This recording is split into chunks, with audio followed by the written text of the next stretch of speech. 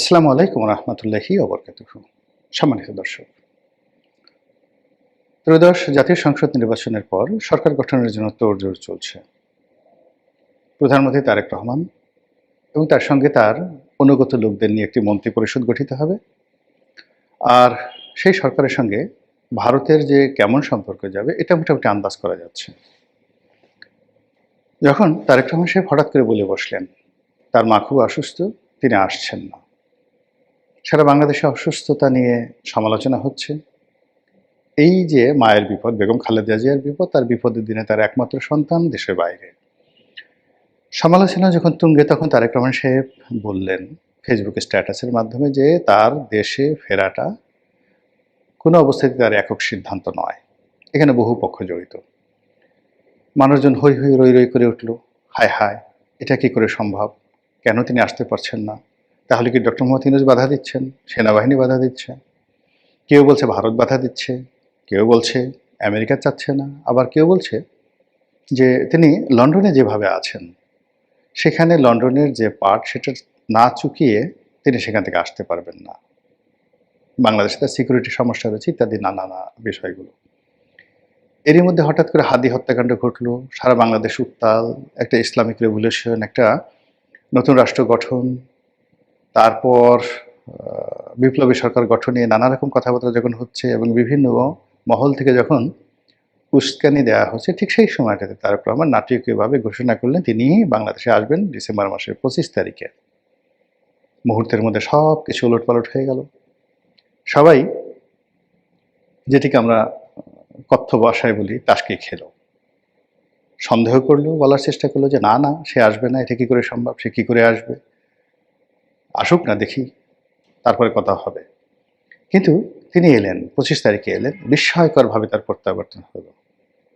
আর সমালোচনা প্রিয় বাঙালি তারা বলার চেষ্টা করলেন যে তিনি যে এসেছেন এমনি এমনি এসেছেন, ভারত তাকে এনেছে, ভারতের সঙ্গে তিনি রীতিমতো গোপন যোগাযোগ করে তারপর ভারতীয় প্রোটেকশনে তিনি এসেছেন। মানুষের মুখের কথা বলার তো ট্যাক্স লাগে না বললেন, আর মানুষজন সেটা নিয়ে আরও এক দফা এগিয়ে গেল।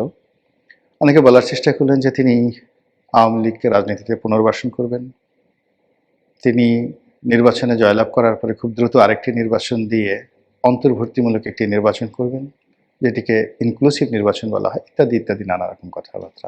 বেশ সেভাবে চলল সমালোচনা। এবং তার মধ্যে আবার হঠাৎ করে জামাতের উত্থান, তারপর জামাত সম্পর্কের ভাই তারেক রহমান সাহেবের মানে জয়লাভ তো দূরের কথা, অনেকে বলার চেষ্টা করলেন যে তাকে বাংলাদেশ থেকে পালিয়ে যেতে দেওয়া হবে না, অনেকে বললেন যে তাকে লাথি দিয়ে ভারতে পাঠিয়ে দেওয়া হবে, দেশ থেকে তাড়িয়ে দেওয়া হবে, প্লেনে করে পাঠিয়ে দেওয়া হবে। তো এই জায়গাতে টানাটানি সমালোচনা সব কিছুর মধ্যে যে নির্বাচনটি হলো, সেখানে নির্বাচনে বিএনপির বিস্ময়কর বিজয় হলো। এটাকে কেউ কেউ ইঞ্জিনিয়ারিং বলার চেষ্টা করছেন, কেউ কেউ এটাকে ম্যাটিকুলাস ডিজাইন বলার চেষ্টা করছেন, অনেকে ঠাট্টা করে তারেক রহমান সাহেবকে ইঞ্জিনিয়ার তারেক বলার চেষ্টা করছেন। হোয়াট এভার মেবি, তিনি বিজয়ী হয়েছেন। তার বিজয়ের যে ফলাফল, এটি ঘোষণা করার আগেই জনাব নরেন্দ্র মোদী, ভারতের প্রধানমন্ত্রী, তাকে স্বাগত জানিয়েছেন। তিনি শপথ গ্রহণ করার আগেই ইন্টারন্যাশনাল টাইম ম্যাগাজিন তাকে নিয়ে আবার রিপোর্ট করেছে, এবং এইবার 180 ডিগ্রি অ্যাঙ্গেল, অর্থাৎ আগের বার টাইম ম্যাগাজিন যে রিপোর্ট করেছিল সেই রিপোর্টে তারেক রহমান সাহেবকে নেতিবাচকভাবে উপস্থাপন করা হয়েছিল। কিন্তু এইবার তাকে প্রভাবশালী, তিনি দক্ষিণ এশিয়ার, দক্ষিণ পূর্ব এশিয়া না, পুরো দক্ষিণ Asia including Thailand, Myanmar, Malaysia, মানে এই অঞ্চল যে রেজিয়ন দক্ষিণ এশিয়া, এই দক্ষিণ এশিয়ার রাজনীতিতে কতটা প্রভাবশালী হতে চলেছেন, কতটা পাওয়ারফুল হতে চলেছেন, সেই বিষয়ে ইন্টারন্যাশনাল টাইম ম্যাগাজিন একটা ফোরকাস্ট দিয়েছে। এটা ওরা করেছে ফাজলামো করে। এর কারণ হলো যে তাকে ধাক্কা মেরে এশিয়ার বা দক্ষিণ এশিয়ার গুরুত্বপূর্ণ নেতা হিসেবে সামনে ঠেলে দেওয়া মানে মালয়েশিয়া, সিঙ্গাপুর, ইন্দোনেশিয়া মানে ফার ইস্ট যে কান্ট্রিগুলো রয়েছে, তারপর ভারত, পাকিস্তান, এই দেশে যে সকল সরকার প্রধান রয়েছে তাদের সঙ্গে তার একটা মনস্তাত্ত্বিক সংঘাত এই পশ্চিমারা শুরু করে দিল এই রিপোর্টটার মাধ্যমে। এটি আমি বলবো এক ধরনের মারাত্মক ফাজলামো। এনিওয়ে, যেটা বলছিলাম যে নরেন্দ্র মোদী তাকে অভ্যর্থনা জানিয়েছেন, আর এখন 18 তারিখে, আমি এই ভিডিও করছি 14 তারিখে, তো 18 তারিখে সেই নতুন সরকারের শপথ হতে পারে, মন্ত্রিপরিষদের শপথ হতে পারে, এভাবে খবর প্রকাশিত হয়েছে। রাষ্ট্রপতি শপথ বাক্য পাঠ করাবেন।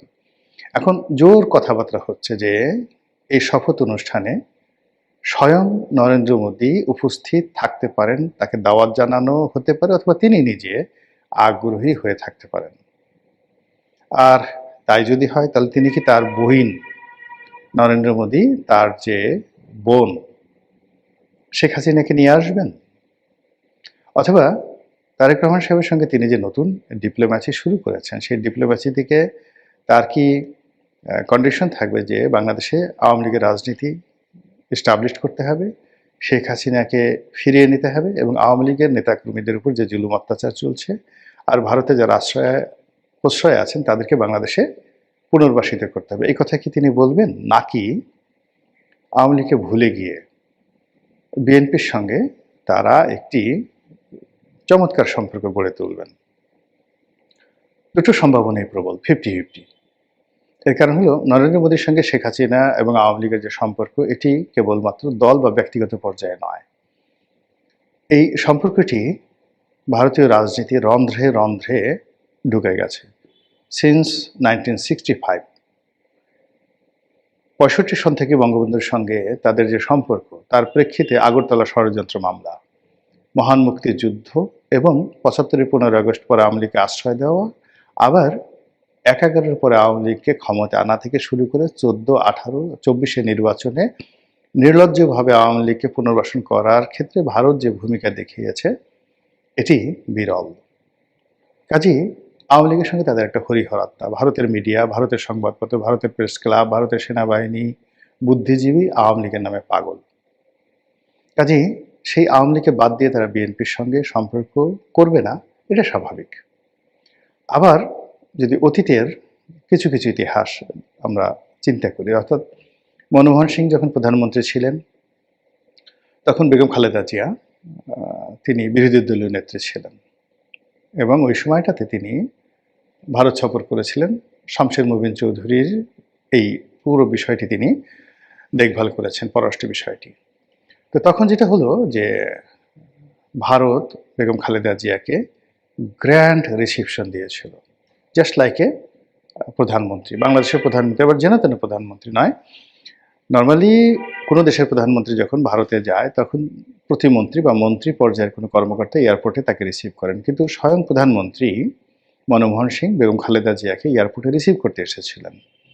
এর কারণ ছিল যে ওই সময়টিতে আওয়ামী লীগের ব্যাপারে ভারত আসলে বিরক্ত হয়ে পড়েছিলেন। ভারতের সঙ্গে বিভিন্ন সময়, একটা সময় বঙ্গবন্ধুরও সম্পর্ক খারাপ হয়ে যায়। আর ভারত আওয়ামী লীগের বিকল্প বহুবার চেষ্টা করেছে, জাতীয় পার্টি, জামাত, বিএনপি সবার সঙ্গে সম্পর্ক করার চেষ্টা করেছে, কিন্তু লং রানে একটা, দুটো, তিনটা, চারটা, পাঁচটা মিটিং হয়েছে, কিন্তু আওয়ামী লীগের সঙ্গে তাদের যে অ্যাডাপশনটা হয় সেই অ্যাডাপশনটা আসলে অন্য দলের সঙ্গে তারা পারেনি। তো সেই ক্ষেত্রে অতীতে যেভাবে তারা বিএনপির সঙ্গে সম্পর্ক করার চেষ্টা করেছে, আবার এই জমানাতে নতুন করে তারা আওয়ামী লীগকে বাদ দিয়ে বিএনপির সঙ্গে একটা নতুন এরা তৈরি করতে পারে, এটা অস্বাভাবিক কোনো কিছু নয়। কিন্তু সমস্যা হচ্ছে যে বাংলাদেশে ভারত বিরোধিতা প্রবল।